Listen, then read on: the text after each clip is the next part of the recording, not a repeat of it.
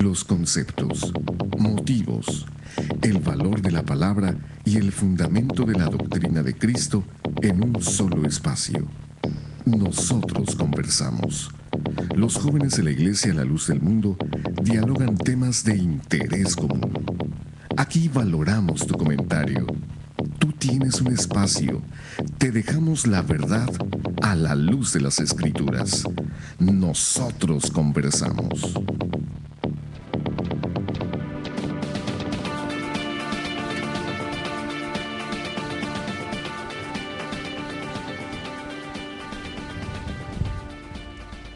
Muy buenas noches, le damos las gracias por acompañarnos una vez más en este subprograma Nosotros Conversamos. Deseamos para todos que la paz de Dios también sea en sus corazones. Si alguno de nuestros hermanos nos está sintonizando, también un placer que estén con nosotros. Y bueno, esta noche tenemos también un tema muy interesante que hemos preparado para todas las personas que están con nosotros. Y bueno, quiero presentar en esta noche a los panelistas que vamos a conversar con ustedes de este tema tan interesante. Y le damos la bienvenida primeramente a nuestro hermano Antonio. Bienvenido al Padre Señor. Hola, muy buenas noches. Mi nombre es Antonio Ontiveros. Personas que nos sintonizan, es un placer estar aquí en esta sección con ustedes, acompañándolos. Esperamos que les guste el tema y que lo disfruten. Así es, también le damos la bienvenida a nuestro compañero Isaías. Dios te pague, César, pues es un honor para mí estar una vez más en este programa radial y les hacemos la invitación a todos aquellos que nos permiten entrar, pues muchos de ustedes hasta el seno de su hogar, muchos otros pues en algún viaje que tengan en sus automóviles, pero siempre les hacemos la invitación a que si a través de la hora en el que tenemos este programa surge alguna duda, alguna pregunta, tienen ustedes la oportunidad el día de mañana de exponer, porque en este programa siempre se da la oportunidad y se da pues el crédito a todos aquellos que quisieran de alguna manera refutar algo que estamos aquí diciendo o al contrario, ¿verdad? Aportar o apoyar el tema que vamos a tener hoy, César. Entonces es programa de ellos que gracias a Dios y a su apóstol pues nosotros tenemos esta oportunidad. Dios te pague, César. Así es, y también le damos la bienvenida a nuestro hermano César. Bienvenido. La paz, Señor, hermano César. Es un placer estar en esta mesa y agradecemos mucho al apóstol de Dios que nos permite a través de este medio de comunicación poder llevar este tema que es muy interesante. Agradecemos mucho a las personas que nos sintonizan y les decimos quédense, el programa está muy interesante. Así va a ser. Y bueno, recuerden, este programa es completamente en vivo, transmitido aquí desde Los Ángeles, California, para todas las personas localmente en la frecuencia del 900 AM de Radio Cali o también en nuestra página oficial de www.nosotrosconversamos.com. Ahí nos puede sintonizar también una frecuencia más clara, completamente en vivo. Y también el día de mañana, como ya lo mencionaban mis compañeros, nos tendremos nuestras líneas de teléfono para su disposición. Teléfono en cabina, área 714-602-8354. Una vez más, área 714-602-8354. Y también no olvide que nos puede escribir a nuestras redes sociales que usted ya conoce. Pero las repito con mucho gusto, es en Facebook, nos puede encontrar como Nosotros Conversamos. En Twitter nos puede sintonizar y también dejar ahí sus comentarios en @nconversamos. Nuestros correos electrónicos son radionosotrosconversamos@hotmail.com y también nos pueden encontrar en Yahoo como nosotrosconversamos@yahoo.com. Entonces le damos nuevamente la bienvenida y bueno, el tema que hoy nos ocupa, que vamos a platicar el día de hoy, es acerca de lo que es la revelación de Dios, pero también vamos a platicar con la ayuda de Dios acerca de lo que son los concilios que se han celebrado, organizado y pues hecho a lo largo de la historia dentro de la Iglesia Católica. ¿Con qué finalidad? Bueno, podemos decir con una pregunta inicial, la de nuestro tema, que ¿cuál es el medio que Dios ha usado y usa para manifestar a las personas su voluntad, su enseñanza o cualquier cosa que Dios quiera declarar al mundo? ¿Será a través de un concilio de personas que se congregan con cierta finalidad o será a través de la revelación? Esa es la primera pregunta que podríamos nosotros analizar, y ya a lo largo del tema, conforme vayamos viendo, vamos a ir resolviendo y verdad estas interrogantes. Entonces, para que usted se tenga un panorama un poquito más amplio, ¿verdad? Y sepa, bueno, de lo que estamos hablando, podemos resumir el tema entre la diferencia, ¿verdad?, en que son los concilios hechos por el hombre y principalmente dentro de la Iglesia Católica Romana, y la revelación que Dios da a sus enviados. ¿Cuál es el medio que Dios ha usado? Bueno, eso lo vamos a ir analizando conforme a la Escritura, y también lo invitamos, ¿verdad?, porque vamos a leer pues muchos textos de la palabra de Dios para que también demos base y demos un testimonio aceptable también con una prueba, para que usted vea que lo que hablamos también pues es de parte de Dios. Y bueno, vamos a iniciar con nuestro tema del día de hoy, repito, los concilios y la revelación de Dios. Vamos a iniciar, lo repito por si usted no tiene un concepto pues un poco claro acerca de lo que es un concilio. Vamos a ver también algunas definiciones que nos muestra también el diccionario, y algunos de los tipos o clases de concilios a manera de introducción solamente, para que aprovechemos el tiempo y vayamos pues avanzando en nuestra explicación del día de hoy. La palabra concilio quiere decir llamamiento, y es un llamamiento hecho a varias personas. También se le conoce con el nombre de sínodo, que también significa convención, congregación, reunión o asamblea. Eso es lo que es un concilio, y lo repito para que si a usted le gusta anotar, bueno, pues apunte. La palabra concilio significa llamamiento, y es un llamamiento a personas, ¿verdad? Y es una convención de personas, valga la redundancia, una congregación, una reunión o una asamblea. Eso es lo que es un concilio. A lo largo de la historia de la Iglesia romana, vemos cómo hay diferentes concilios que se han celebrado y que son muchos. Muchos son a lo largo de muchos siglos que se han mencionado. La Iglesia Católica los clasifica porque como ellos son los que los hacen, pues ellos también los han clasificado de una manera, podemos decir nosotros, los han en 5 grupos o en 5 maneras los han ellos dividido.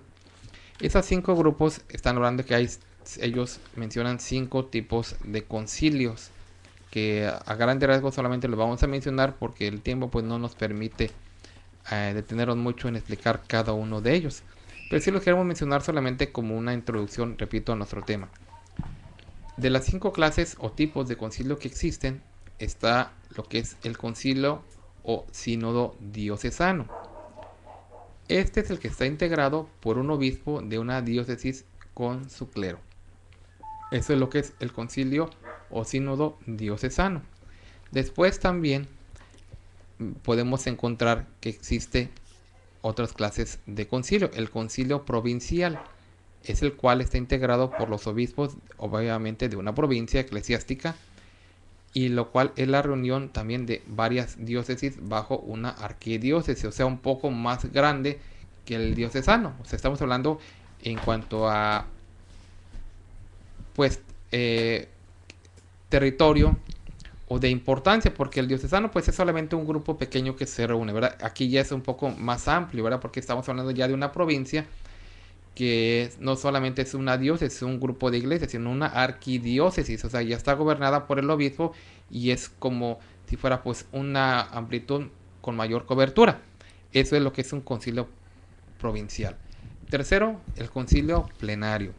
Está compuesto de arzobispos y obispos de diversas provincias eclesiásticas que se reúnen oficialmente bajo la presidencia de un delegado papal. Cuarto, decimos el concilio general. Esta es una reunión de todos los obispos, pero sin el papa. Y finalmente, definen ellos el concilio ecuménico.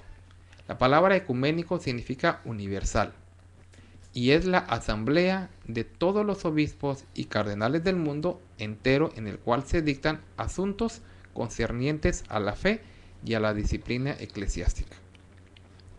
Hablando del concilio ecuménico, solamente el romano pontífice tiene el poder de convocarlo y presidirlo por sí mismo y no por otros. El concilio ecuménico puede tratarse de un acto de jurisdicción sobre la Iglesia, ya sea como tratarlo, suspenderlo, disolverlo o confirmar sus decretos. Para que un concilio pueda ya ser llamado ecuménico o universal, debe existir una convocación general de todos los obispos y cardenales, aunque solo estén en una diócesis. Entonces, todos estos partes estamos mencionando por si usted no tiene un concepto pues claro de lo que es un concilio. Y ya para terminar esta sección, podemos decir nosotros que el concilio se basa principalmente en dos partes, la dogmática y la disciplinaria. O sea, siempre que hay un concilio, siempre lo definen para dos propósitos principales, que es la dogmática, o sea, de definir un artículo de fe. Y valga esta expresión, que para ellos un dogma es una revelación que procede de Dios. O sea, una enseñanza que procede de Dios y que es revelada directamente al Papa. Eso es un dogma. Y la disciplinaria es cuando ellos quieren poner corrección, disciplina en cierto aspecto de la iglesia o en cierto acontecimiento que esté sucediendo. Entonces, de esa manera lo definen. La parte dogmática trata de la exposición de la doctrina católica y la condenación de errores contrarios a esta doctrina. Entonces, creo que con estos conceptos, aunque sea un poco rápido, sin profundizar mucho en cada uno de ellos, podemos tener ya un concepto un poquito más amplio de lo que son los concilios. A lo largo de la historia han existido hasta el Concilio Vaticano II 21 concilios ecuménicos, los cuales se dividen en 3 grupos. Los primeros 8, el concilio de Nicea del año 325 hasta el concilio de Letrán, que estamos hablando de 1123. Posteriormente el segundo grupo va de ese concilio de Letrán de 1123 hasta el concilio de Trento de 1545. Y finalmente de este concilio de Trento hasta el Concilio Vaticano II del año 1961. Entonces, de esto es lo que los católicos tienen como base para definir su doctrina, los concilios, siendo el primer concilio ecuménico convocado por un emperador, el concilio de Nicea. Pero bueno, esto es lo que a grandes rasgos decimos, porque el tiempo no nos da para más, es un concilio. Pero vamos a ir viendo también las finalidades del concilio, y aquí también mis compañeros vamos a participar con ustedes para que posteriormente analicemos la otra parte de nuestro tema, que es la revelación de Dios, y después de que hayamos analizado ambas partes, podamos ir ahora sí viendo la diferencia, si lo que se ha definido en los concilios ha sido por revelación de Dios o por instrucción y por decisión humana. Entonces, ¿qué es con nosotros? El tema, decimos, está muy interesante, y si usted va teniendo preguntas, pues vaya anotándolas para que el día de mañana nos pregunte, o también nos puede escribir desde hoy también en nuestras páginas comentando o preguntando, y nosotros lo podemos responder aquí en línea. Entonces, continuamos con nuestro tema, que decimos está muy interesante. Y tienen una base bíblica siempre hablando en cuanto a temas de corte católico, aunque nada más en su propio concepto quieren tomar una base bíblica. Pero si nos vamos a lo referente a lo bíblico, la palabra concilio la empezamos a mirar o a encontrar en la Escritura a partir de que el Señor Jesucristo advierte a sus seguidores que iban a ser entregados a los concilios y en ellos los iban a azotar. A partir de ahí empezamos nosotros a encontrar esta palabra de concilio, porque netamente hablando en lo espiritual, más bien bíblicamente hablando en cuanto a la doctrina, no pueden darnos ni podemos encontrar base en donde se hayan reunido. Si hablamos de la estructura eclesiástica de la iglesia, hablemos de apóstoles, hablemos de profetas, hablemos de maestros, que se hayan reunido en estos concilios para debatir o para ponerse de acuerdo, porque la palabra concilio también viene a tener una definición como conciliar diferencias, es decir, que haya habido algunas diferencias y que en un concilio hayan tenido ellos que afinar, ¿verdad? Algunas diferencias o algunas ideas diferentes que hayan tenido de apóstol a apóstol, o de profeta a profeta, o de maestro a maestro. Históricamente hablando, en la Biblia encontramos principalmente que el Señor Jesucristo pues empieza a advertirle a sus seguidores que a futuro iban ellos a ser entregados en los concilios. Esto es nada más para que tú vayas teniendo una ligera idea de lo que la Biblia nos arroja de lo que eran los concilios, antiguamente hablando. ¿Quiénes estaban en los concilios? También la Biblia nos presenta a sus principales sacerdotes, que eran los que estaban en los concilios, y los ancianos. ¿Qué hacían en los concilios? En los concilios es donde buscaban falso testimonio en contra de nuestro Señor, o cómo tentar a nuestro Señor, o buscaban cómo matar a nuestro Señor. ¿En dónde? En los concilios. Entonces ya encontramos aquí dos diferentes, vamos a ponerlo de esta manera, dos diferentes actividades que se tenían en los concilios y quienes los encabezaban. En aquel tiempo, hablando, los principales sacerdotes, como si no nos movemos al tiempo moderno, al presente, al hoy, pues son los principales sacerdotes quienes vienen siendo los cardenales, dirigidos por un papa. Bueno, los concilios en la Biblia han sido encontrados como el centro o el seno desde donde se han lanzado las más altas herejías y bíblicamente hablando las doctrinas de demonios. No te espantes por lo que estamos diciendo, puesto que así es como presenta el apóstol Pablo, ¿verdad? Que en los tiempos postreros iban a haber hombres burladores que iban a enseñar como doctrinas de demonios. Pero desde dónde se iban a arrojar todas estas doctrinas, todas estas herejías, todas estas corrientes de ideas que iban a ir en contra de los mandamientos de nuestro Dios, desde un concilio. Entonces, aquí te estamos presentando la diferencia, porque la Iglesia Católica es precisamente en estos concilios en donde dice la Iglesia, que se dice ser de Cristo, es decir, la Iglesia Católica, es donde quiere hacer pensar y creer a la humanidad que es precisamente allí en donde Dios revela su doctrina. Yo pienso que podría ser el eje principal de nuestro tema, porque es ahí desde donde han presentado la Iglesia Católica sus puntos doctrinales. Es decir, cada vez que ellos te remiten a un punto doctrinal o un dogma de fe, siempre te dicen en dónde tuvo su origen, en el Concilio de Trento, en el Concilio de Éfeso, en el Concilio Vaticano II, X concilio.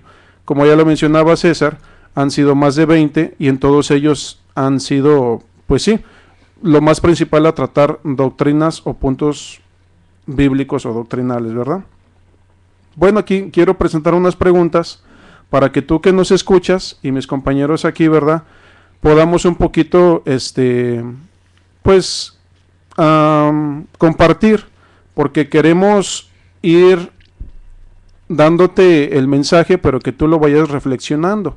Te estamos diciendo aquí bíblicamente cómo presenta desde Cristo los concilios, qué se hacía, quiénes los encabezaban y qué se buscaba en ellos. Bueno, primeramente, ¿a quién revela Dios su voluntad? Eso es uno. Dos, Dios tiene secretos.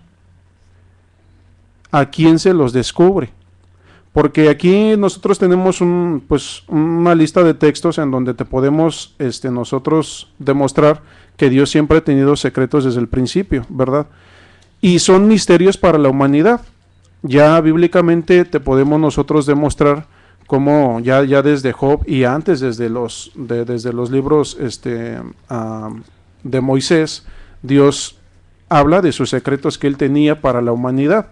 Por ejemplo, si empezamos, como lo mencionábamos ya en programas anteriores, pues el secreto del diluvio, como aquí lo podemos ahorita leer, en donde Dios tenía ya algo destinado para la humanidad, pero quería darles una oportunidad, y esa oportunidad se las da a conocer a la humanidad a través de una persona, y esta persona, nada más por ponértelo así de sencillo, no debatió o no expuso en un concilio lo que Dios le había revelado a él.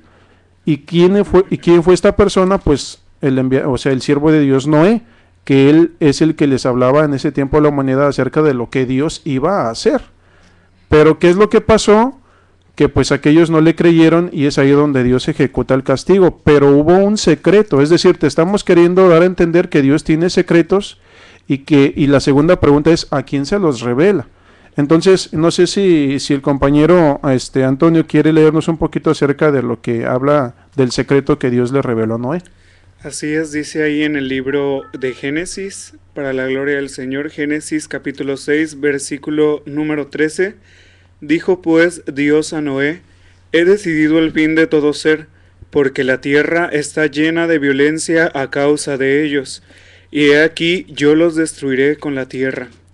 Versículo 14. Hazte un arca de madera de gofer, harás aposentos en el arca y la calafetearás con brea por dentro y por fuera, y de esta manera la harás de 300 codos la longitud del arca, de 50 codos su anchura y de 30 codos su altura. Una ventana harás al arca y la acabarás a 1 codo de elevación por la parte de arriba, y pondrás la puerta del arca a su lado, y le harás piso abajo, segundo y tercero. Nada más para que medites un poquito, no habla del lugar en donde Dios descubre este secreto a Noé. Es decir, no habla de un concilio, no habla de un sínodo, no habla de una asamblea, que son las diferentes definiciones que podemos encontrar de lo que es un concilio. Si te sigues por el camino del Antiguo Testamento, hablando de Moisés, hablando de los profetas, hablando de Daniel llegando hasta el Señor y sus apóstoles, no especifica. Por ejemplo, con el apóstol Pablo dice que iba en el camino, al camino de Maús, pero no especifica que haya sido en un concilio en donde él haya recibido la revelación. Si es hablando, por ejemplo, de Daniel, Dios le revelaba en sueños. Si hablamos de José, también.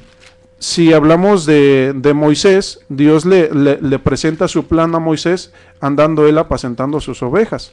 O sea, la primera pregunta es, ¿verdad? Primeramente, ¿a quién revela Dios su voluntad o sus secretos? Y la segunda es, ¿en dónde? Porque la Iglesia Católica hoy en día quiere presentar como que solamente es en un lugar, o quieren etiquetar a nuestro Dios, que es el Todopoderoso, quieren etiquetarlo que solamente en un lugar, es decir, en un concilio, Él puede revelar su voluntad o sus secretos o sus mandamientos. Te estamos presentando aquí algunos textos bíblicos para que tú, que puedes reflexionar y entender todo esto, puedas ir desde ya, ir meditando cómo y en dónde es como nuestro Dios revela sus secretos, a quién, ¿verdad? Y qué hay en ellos, porque es importante el contenido también de los secretos. Ahora, hermano, dentro de lo que cabe, hermano, y lo que está usted mencionando, en los concilios, obviamente hay diferentes tipos de personas, son los que son convocados para llevarlos a cabo. Y lo que ustedes estaban platicando, hermano, ellos van a debatir cuestiones doctrinales de ellos. Uh-huh. Aquí lo curioso, hermano, es de que todos los, ahorita lo mencionaba nuestro hermano César, ha habido más de 21 de los concilios ecuménicos, y todos resultan en una cosa, hermano, en herejías. O sea, van en contra de la voluntad de Dios, ¿verdad? Entonces ellos se reúnen a debatir, y lo que hacen ellos como hombres es ir en contra de lo que Dios ha establecido, cosa que no sucede, como ahorita mencionaban, cuando Dios revela a sus siervos, ¿verdad? Va, todo eso, la doctrina va de acuerdo a la voluntad de Dios, ¿verdad? Sí, o sea, regresando un poquito a lo que mencionábamos hace 8 días, la revelación no contiende con lo que ya está estipulado o escrito. Es decir, lo nuevo no se opone a lo que ya está en el presente. Al contrario, o lo perfecciona o se afina con lo que ya está escrito. No así los dogmas. Nada más por empezar en la definición de un dogma, la definición de un dogma es una doctrina impuesta, no así un mandamiento. Desde cuando nuestro Señor, desde cuando nuestro Dios da su primer mandamiento, que es a Adán y a Eva, Él los deja a su libre albedrío, no así un dogma. El dogma, siempre que hay una definición en algún concilio tratándose de algún nuevo dogma o una nueva doctrina, siempre se termina con las siguientes palabras: el que no acepte sea anatema. En una definición más clara, es un maldito. Entonces, nada más para que ahí tú vayas viendo las dos vertientes de lo que es un mandamiento y lo que es un dogma, de lo que es una revelación y de lo que es una tradición, de lo que Dios hace en revelación en secreto a sus apóstoles y lo que hacen los papas con sus obispos y cardenales en un concilio. Ahora, si nos metemos un poquito a la historia, el primer concilio que se realizó no fue reunido o no fue de alguna manera oficialmente expuesto por un clérigo. Era un emperador que, al mirar las diferencias que ve al interior de una congregación o de una organización, porque entre las mismas había grandes diferencias, es él el que reúne el primer concilio, el que cita el primer concilio. A partir de ahí tú te das cuenta de que no era un hombre de Dios. Si pudiéramos dar el crédito de que un papa, que en ese entonces todavía no eran conocidos como papas, pero dándoles un poquito de crédito, que fueran de Dios, ni siquiera un papa fue el que mandó a hacer este primer concilio. Entonces, para que tú vayas mirando un poquito ahí históricamente y bíblicamente, cómo por los dos lados, por donde te vayas, ya nos está arrojando que no es de Dios. Así es, mira, ese concilio, decimos ecuménico, y también de los primeros concilios que se hicieron, es el concilio de Nicea.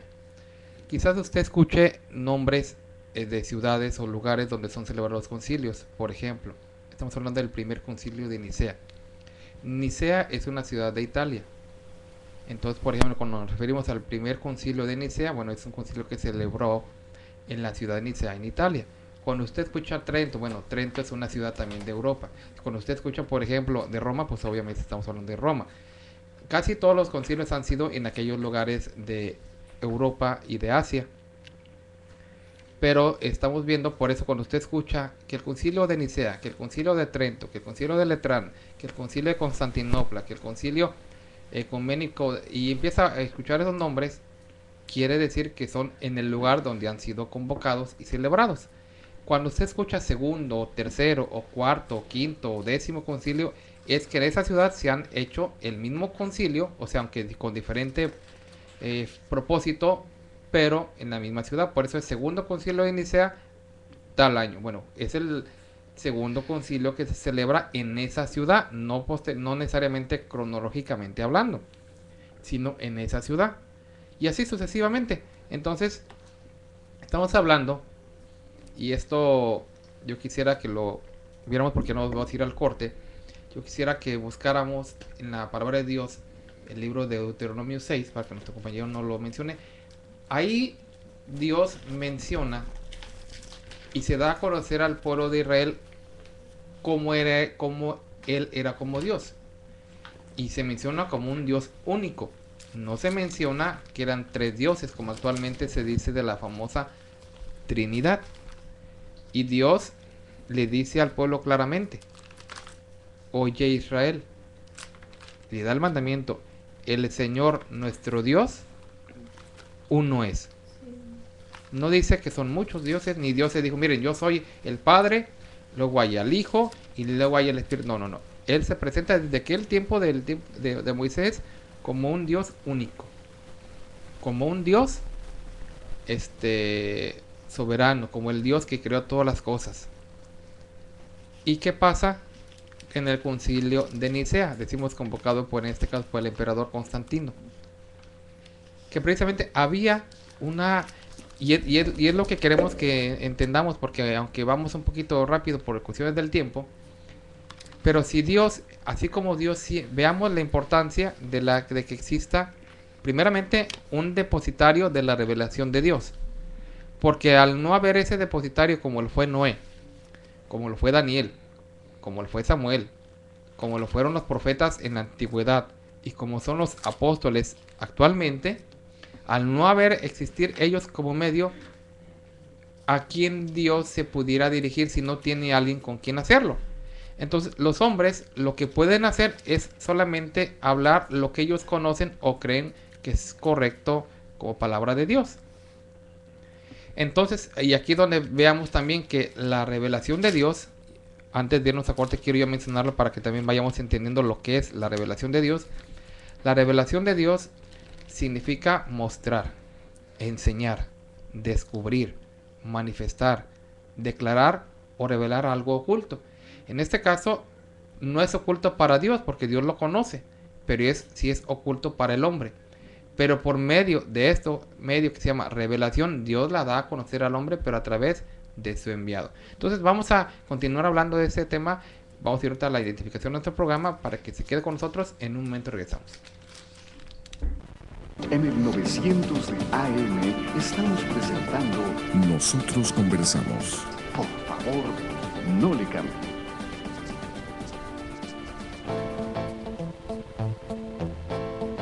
Para mayor información acerca de la Iglesia La Luz del Mundo, usted puede encontrarnos en 112 North Arizona Avenue, el este de Los Ángeles, área 323-267-1901. 785 Junipero Avenue, Long Beach, California, área 562, 439-5938. 379 East Orange Grove, Pasadena, California, área 626-432-8658. 310 Calle Cuarta Sur, Redlands, California, área 909, 768-4943. 212 Santa Ana Boulevard, Santana, California, área 714-542-3256.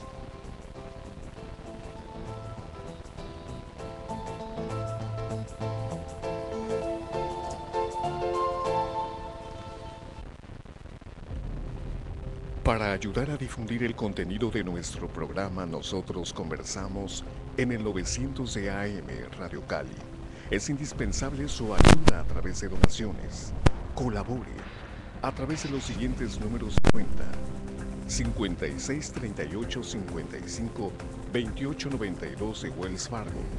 Repetimos, 56 38 55 28 92 de Wells Fargo, o bien 29 74 41 86 97 de BBVA Bancomer. Reiteramos, 29 74 41 86 97 de BBVA Bancomer. Nosotros conversamos a la luz de las Escrituras.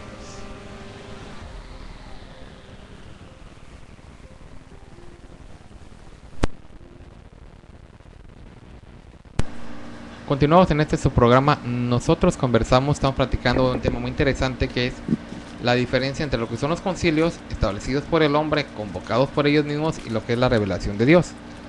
Repito, por si usted acaba de sintonizarnos, revelación significa mostrar, enseñar, descubrir, manifestar, declarar o revelar algo oculto. Esta revelación es el medio que Dios ha usado siempre para manifestar su voluntad a sus enviados. Nótese que platicábamos en el caso de Noé. No todas las personas sabían que iba a haber un diluvio, ni el mismo Noé lo sabía, hasta que Dios se lo mostró, se lo declaró, se le quiso manifestar cuál era su propósito de destruir la tierra. ¿Por qué? Porque la maldad había llegado a un límite que Dios ya no lo consideraba pertinente. Pero Dios se dirigió a alguien. En el caso, nosotros podríamos mencionar también, para que vayamos al punto que yo estoy mencionando, del concilio de Nicea, y que es necesario que lo entendamos muy bien para que no exista una confusión. En este caso estamos diciendo de que también en el caso de, por ejemplo, de Samuel, la primera carta, el primer libro de Samuel, también nos mencionó, queremos solamente mencionar un versículo donde Dios le llama a Samuel. Y en ese entonces el sumo sacerdote se llamaba Elí. Podríamos nosotros preguntarnos, bueno, ¿por qué no le habló Dios directamente a Elí? Y le dijo, Elí, voy a hacer esto. Samuel nos menciona que era una persona, no era ya una persona ya completamente adulta, sino que era un joven. Pero sin embargo, Dios lo llama de alguna manera. Dice así en Primera de Samuel, capítulo 3, versículo número 3. Samuel estaba durmiendo en el templo de Jehová, donde estaba el arca de Dios, y antes que la lámpara de Dios fuese apagada, Jehová llamó a Samuel, y él respondió, heme aquí. Y corriendo luego a Elí dijo, heme aquí, ¿para qué me llamaste? Y Elí dijo, yo no he llamado, vuelve y acuéstate. Y él se volvió y se acostó. Y Jehová volvió a llamar otra vez a Samuel, y levantándose Samuel vino a Elí, y dijo, heme aquí, ¿para qué me has llamado? Y él dijo, hijo mío, yo no he llamado, vuelve y acuéstate. Y Samuel no había conocido aún a Jehová, ni la palabra de Jehová le había sido revelada. Jehová pues llamó la tercera vez a Samuel, y él se levantó y vino a Elí y dijo, heme aquí, ¿para qué me has llamado? Entonces entendió Elí que Jehová llamaba al joven, y dijo Elí a Samuel, ve y acuéstate, y si te llamare dirás, habla Jehová, porque tu siervo oye. Así se fue Samuel y se acostó en su lugar. Y vino Jehová y se paró y llamó como las otras veces, Samuel, Samuel. Entonces Samuel dijo, habla, porque tu siervo oye.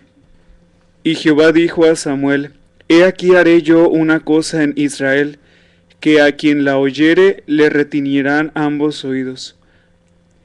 Con esto estamos nosotros viendo de que Dios le manifiesta a Samuel su voluntad, la revelación de Dios a ellos. Pero le decimos, cuando ya esa revelación no viene a nadie, que son los depositarios directamente de él, como los profetas, como ya vimos en el tiempo antiguo, o los siervos de Dios, los apóstoles, como también lo decía el apóstol Pablo en el libro de Gálatas, donde el apóstol Pablo lo dice a la iglesia, porque recordemos que los apóstoles, los primeros apóstoles que estuvieron con el Señor, no necesitaban la revelación de Dios porque estaba con ellos el Señor, que les enseñaba directamente a los apóstoles, les enseñó lo que él quería, su doctrina, ellos la aprenden directamente de él. Entonces, en esa ocasión y en esta, podemos decir, excepción, la revelación de Dios no venía como en los tiempos pasados porque estaba ahí Cristo con ellos. Pero al ya no estar Cristo y al llamar Dios al apóstol Pablo también en un tiempo que ya no estaba él presente, lo hace por medio de la revelación, como decíamos, que yendo él a Damasco, como el apóstol lo comenta, ve la manifestación de Dios y él recibe la doctrina por revelación. Y vamos a mencionar el texto a continuación. Dice para la gloria del Señor en Gálatas capítulo 1 versículo 11. Mas os hago saber, hermanos, que el evangelio anunciado por mí no es según hombre, pues yo ni lo recibí ni lo aprendí de hombre alguno, sino por revelación de Jesucristo.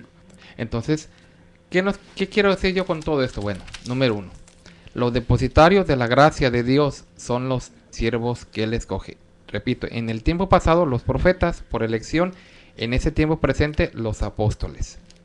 Al ya no haber hombre de Dios en la tierra, como también lo profetizó el mismo apóstol Pablo, hablando de la apostasía, de que iba a haber un tiempo en que el hombre se iba a corromper a tal grado, y claramente lo menciona, porque ya está en acción el misterio de iniquidad, ¿verdad? Está hablando ya de la apostasía que estaba por manifestarse, pero él claramente lo decía, pero hay algo que al presente lo detiene, lo cual cuando a su vez este se ha quitado en medio, entonces se manifestará aquel hombre inicuo. Entonces, ¿quiere que nos da a entender la palabra de Dios? Que al ya no haber los siervos de Dios, porque la iglesia iba a ser oculta, los hombres se iban a conformar precisamente con eso, con enseñar lo que ellos creyeran que estuviera bien. Fue lo que pasó principalmente en este concilio de Nicea. Había dos podemos decir, dos partidos que comúnmente estaban ahí discutiendo acerca de la naturaleza de Cristo. Unos decían que había dos naturalezas. Unos decían, no, pues Cristo es Dios y es el Hijo al mismo tiempo. Otros decían, no, Él es nomás el Hijo de Dios. Y así empezaron a discutir por mucho tiempo. Pero ¿qué pasa cuando no hay revelación de Dios? Pues no hay quien les aclare, porque la revelación es lo que hace. Nos aclara lo que no entendemos. La revelación nos muestra, nos devela, nos aclara, nos manifiesta lo que no podemos entender nosotros. Por eso, ¿con qué razón el eunuco le dice a Felipe, ¿y cómo voy a entender eso si no hay quien me lo explique? Pero al ya no haber hombre de Dios, pues no había quien les instruyera. Al ya no estar los apóstoles, no había quien les dijera, miren, no. Recuerden que no hay Trinidad. Acuérdense lo que el mismo Dios desde el tiempo de Moisés ha dicho, y que el mismo apóstol Pablo también lo dijo a los Corintios en su carta de el capítulo 8, versículo 6. Porque aunque para muchos haya muchos dioses, para nosotros solamente hay un Dios, el Padre. Entonces la enseñanza ya estaba dada, de manera que no había por qué confundirse en si Cristo eran dos naturalezas, una naturaleza, sino que ya había dicho también Dios cómo era el Hijo y cómo era el Padre. O sea, no había por qué estar discutiendo algo que ya de antemano Dios había manifestado por medio de sus enviados al pueblo o a la iglesia. Pero al ya no haber hombre de Dios, empieza un debate, repito, entre dos grupos principalmente, el de Anastasio, diácono de Alejandría, y también veíamos que había otro grupo que pensaban totalmente diferente. Entonces, en el concilio de Nicea se pretende poner fin a esa discusión. Digo, se pretende porque en realidad no después hubo más modificaciones a lo largo de la historia. Pero se supone que en ese primer concilio de Nicea se define la concepción, en este caso van a decir la sustancialidad del Señor, y que largamente fue defendida por Anastasio, diácono de Alejandría. Pero también se condena a Nestorio. O sea, estamos hablando de dos personajes opuestos, que Nestorio pensaba una cosa y Anastasio pensaba otra cosa. Pero ¿por qué siendo obispos de aquel tiempo no llegaban, y siendo aparentemente de la iglesia misma, tenían conceptos diferentes? Porque no había revelación de Dios. Entonces, en el concilio de Nicea se define pues textualmente que el Verbo es el verdadero Hijo de Dios, pero de la misma sustancia del Padre, y por lo tanto, pues es el verdadero Dios. Y este concepto erróneo y equivocado y torcido los lleva a definir años más adelante que María es Madre de Dios, en el concilio de Éfeso, en el 431. Porque al decir que Dios es Emmanuel, y si Emmanuel significa Dios con nosotros, entonces si Jesús es Emmanuel también, entonces la madre de Jesús pues también es madre de Dios. O sea, veamos cómo iban ellos, como se dice comúnmente, atando cabos, y bueno, si eso es eso, pues también es esto. Fíjate, César, nada más para que nos detengamos un segundito aquí en lo que tú estás diciendo, porque es importante explicarlo un poquito más con detalle. Cuando el ángel se dirige a María acerca de lo que en ella iba a acontecer, lo primero que le dice el ángel es: de ti será, que en ti, ¿verdad? O sea, que en ella iba a nacer un niño, y le da el nombre, y luego le dice: y este será llamado Hijo del Dios Altísimo. Hijo. Para que ustedes nada más se den una idea de cómo literalmente está escrito, de lo que está hablando César, en lo que aconteció en aquel concilio de Nicea en el año 325, tomo el dato de una página precisamente católica que se llama corazones.org, y literalmente leemos que ya lo que ellos definen: creemos en un solo Dios, Padre omnipotente, en un solo Señor Jesucristo, Hijo de Dios, nacido del unigénito del Padre, es decir, de la sustancia del Padre. Y aquí empieza lo torcido: Dios de Dios, es decir, ya no le dicen Hijo de Dios, sino le dicen Dios de Dios, es decir, que Dios hizo que naciera otro Dios, cuando desde el inicio de los tiempos de nuestro Dios siempre deja en claro que solamente hay un Dios. Luz de luz, Dios verdadero de Dios, engendrado, no hecho, consustancial al Padre. Y esto ustedes lo pueden encontrar, si lo quieren ya como una prueba literal, en el Magisterio de la Iglesia, en la página número 54, en donde ustedes pueden ratificar lo que estamos diciendo aquí. No es de que lo queramos inventar o poner a nuestro modo, pero ya remitiéndonos a la Escritura, desde el principio hasta el final, siempre el Señor Jesucristo es conocido como el Hijo de Dios. E incluso en los 70 años, si tomamos nada más como referencia una cifra, supongamos que el Señor Jesucristo murió alrededor de los 30, ¿no? Del 30 al 33, y se dice que el último de los apóstoles murió alrededor del año 100. Supongamos que hayan sido 70 años de época apostólica. En todos esos 70 años no hubo una discusión acerca de que si Cristo era Dios o si era el Hijo de Dios, sino ya hasta que ya no hubo, como bien lo menciona el compañero César, hasta que ya no hubo un hombre que recibía la revelación directa de Dios, es cuando ya los hombres se encuentran en este enfrascamiento y empiezan ellos a debatir acerca de lo que si Cristo era Dios o no era Dios, de que si era una divinidad, y a esto años después le añaden lo del Espíritu, o sea que ya no nada más eran dos dioses, el Dios Padre y el Dios Hijo, sino que años después le añaden que también el Espíritu Santo era otro Dios. ¿Y cuál es el trasfondo de todo esto? De que haciendo a Cristo Dios, pues por excelencia María iba a ser la Madre de Dios, es decir, esa la que iban a poner por encima de todo lo conocido y por conocer, y pues lo más alto que tenemos nosotros es a nuestro Dios, y al hacer a María la Madre de Dios, pues ya no era Dios el más grande, sino ya iba a ser María. Nada más viendo como trasfondo el por qué ellos inventan este dogma de la divinidad de nuestro Señor, es decir, que lo hacen Dios. El meollo de todo el asunto era porque querían hacer a María más grande que el propio Dios. Para que tú te vayas dando una idea, en esa misma ciudad de Nicea, es decir, en el segundo concilio que se hace en Nicea, se debate acerca de lo de las imágenes, es decir, se hace un frente a manera de defensa en todos aquellos que estaban en contra de las imágenes, es mejor conocido como el tiempo de los iconoclastas, es decir, aquellos que no estaban a favor de que se pusieran imágenes en el templo, en esa misma ciudad. ¿Y qué es lo que arroja este concilio, que no es dirigido por un hombre de Dios, por lo tanto no tienen revelación? Arroja que pues las imágenes son sagradas. Y te lo quiero leer textualmente, en donde se define la legitimidad del culto a las imágenes sagradas, es decir, a lo que Dios llama abominable, que es a lo que la gente quiere hacer Dios o quiere hacer las que tienen poder a las imágenes. Aquí en el segundo concilio de Nicea le llaman el culto, o sea, hacen legítimo el culto a las imágenes sagradas. Nada más para que te des una idea, como yo te lo decía al principio, desde dónde o cuál es el centro de las herejías, los concilios, para que tú vayas ahí un poquito meditando y reflexionando lo que estamos hablando.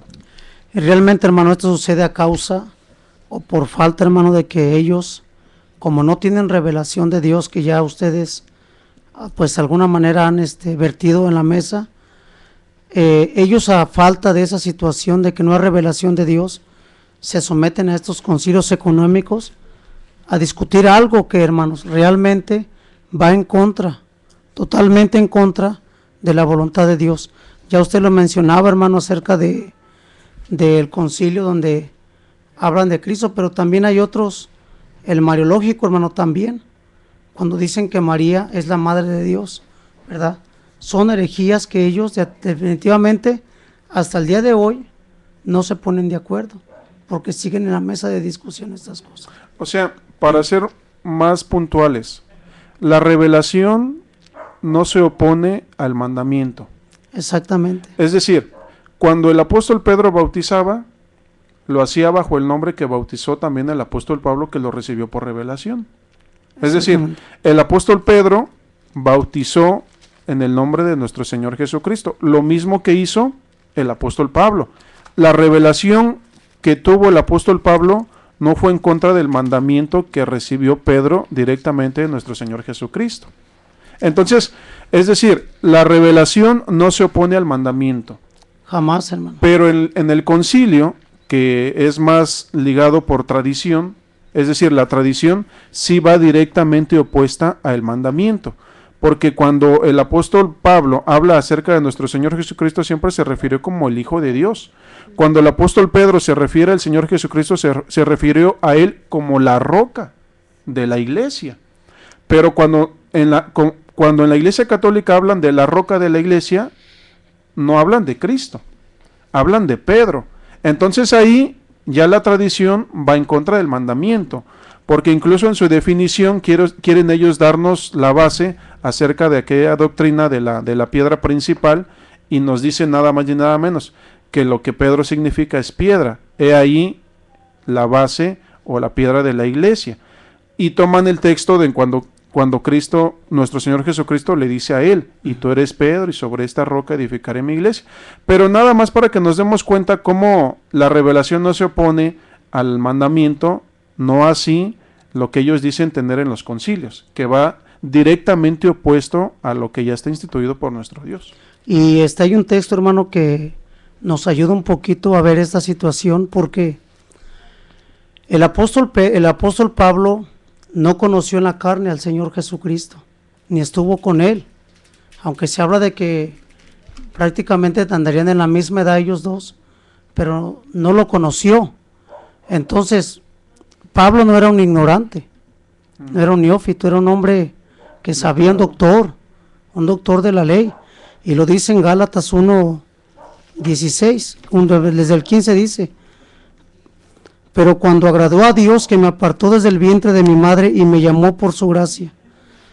Dios lo hace con un propósito, ya los tiene Él en su plan de salvación. Dice: revelar a su Hijo en mí. Lo hace Dios con una misión a ellos, ¿verdad? Directamente a ellos. Dice: para que yo le predicase entre los gentiles. Y luego entramos donde está ahorita nuestra plática, el centro de nuestra plática. No consulté enseguida con carne ni sangre. Es decir, el apóstol Pablo, cuando Dios le reveló, él no fue a consultar. Él no anduvo preguntando cómo Cristo había predicado su doctrina. No fue con los apóstoles. Él dice que Dios directamente se lo revela. Y ahorita lo vamos a ver más adelante qué acontece pasados unos años, cuando el apóstol Pablo empieza a predicar entre los gentiles. ¿Qué sucede cuando se encuentra con uno de los apóstoles que sí estuvo en vida y escuchó y fue testigo de la palabra de Cristo? Dice en el 17: ni subí a Jerusalén a los que eran apóstoles, antes que yo, sino que fui a Arabia y volví a Damasco. Después, pasados 3 años, subí a Jerusalén para ver a Pedro y permanecí con él 15 días. Y nos habla, hermano, de que estos, cuando se vieron, se dieron las diestras de compañerismo. Es decir, aunque Pablo no lo conoció en la carne, aunque Pablo no estuvo con Cristo, no lo conoció, pero lo que hablaba Pedro, también hablaba el apóstol. Ahora una pregunta ahí en ese texto, hermano César. ¿Era un concilio? No. Porque nada más meditando en la definición de concilio, ¿verdad? Es un llamado, es un llamamiento, ¿no? Es una asamblea de personas, que atienden al llamado de alguien. Pablo no estaba atendiendo al llamado de Pedro.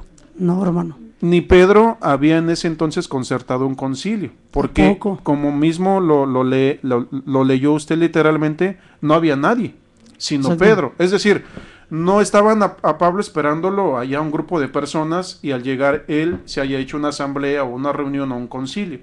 No había nadie sino Pedro y él subió, pero no que lo hayan llamado. Exactamente. Porque, o sea, a esto es a lo que ellos quieren decir como el primer concilio, pero en realidad no había ahí personas sino Pedro y después Pablo, y no fueron a debatir o a hablar acerca de lo que, a ver si estaba bien o mal. Simplemente al ellos tener un acuerdo acerca de lo que los dos habían recibido, uno por mandamiento y otro por revelación, ambos se dan las diestras de compañía, es decir, que los dos hablaban lo mismo. Exactamente, hermano. Así es, y puntualizando, solamente para hacer una recopilación, queremos hacer una comparación. Vamos a, aunque ya lo mencionamos ahorita, queremos repetirlo para que veamos y confirmemos una vez más que la revelación de Dios no se opone a lo que siempre Dios ha establecido. Vamos a ver 2 textos hablando decimos de cómo es nuestro Dios, de la esencia de Dios. Repetir el texto, lo que enseñó Dios a Moisés y lo que aprendió el apóstol Pablo por medio de la revelación, y veamos si es lo mismo o salieron en desacuerdo?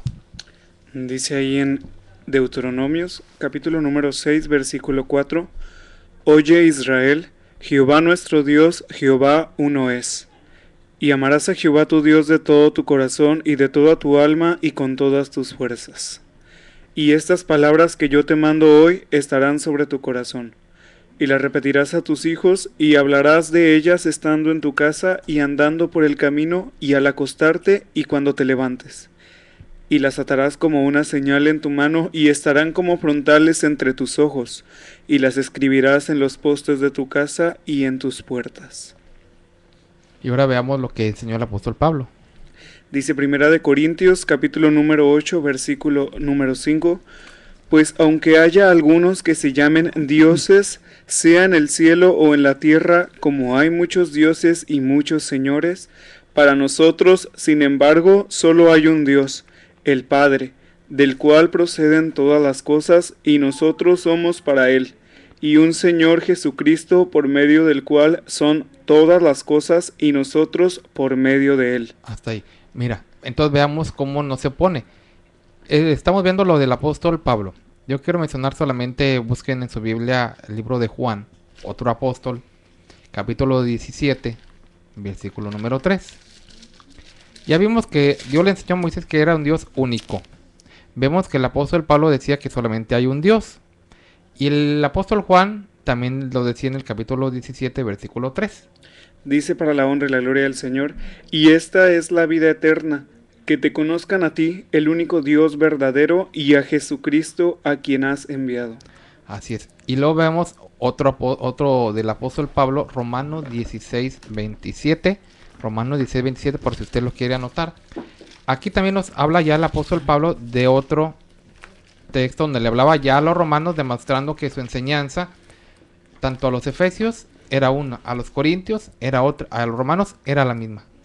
Dice: para la gloria de Dios, al único y sabio Dios, sea la gloria mediante Jesucristo para siempre. Amén. Así es. Y antes, en el tiempo de la ley, no solamente Moisés también lo dijo. Si vemos el Salmo 72, el Salmo 72, versículo 18, nos menciona también cómo el rey David decía lo mismo.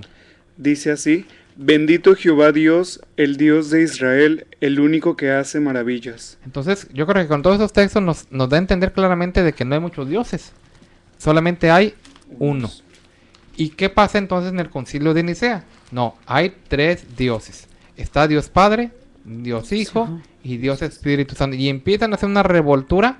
No es que, mira, el Hijo es el Padre al mismo tiempo y el Padre es el mismo. O sea, empiezan a hacer toda una mezcla que al final de cuentas se resume como la Trinidad.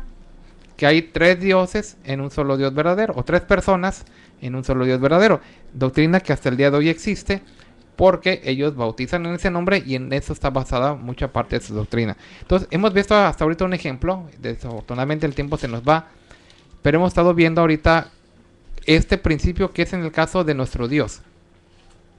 Que mientras Dios todo el tiempo, ya vimos en los textos en la ley, en el tiempo de Moisés, en el tiempo de David, en el tiempo de los siervos de Dios, por varios apóstoles, siempre ha sido un mismo pensamiento. Dios es uno, Dios es único y es el único que hace maravillas.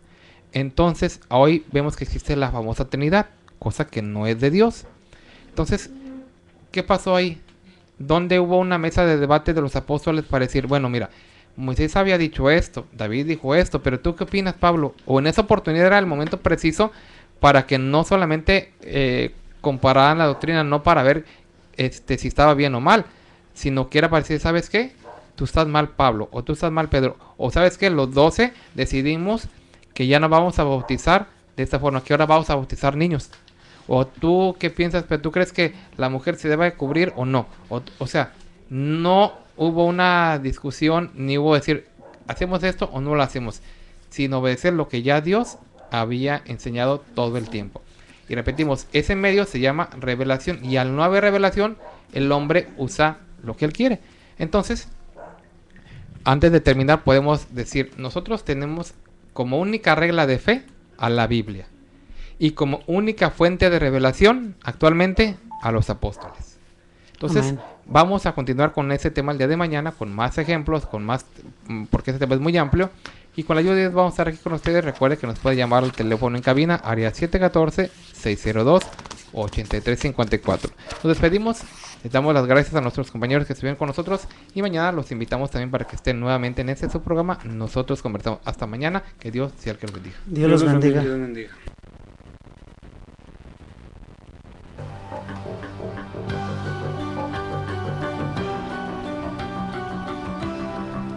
Nosotros conversamos. No es un programa más, es un verdadero acto de radiocomunicación humana. El fundamento de la doctrina del Señor Jesucristo a la luz de las Escrituras. Los jóvenes te esperan en la próxima emisión a las 9. Nosotros conversamos. Conversaciones inteligentes.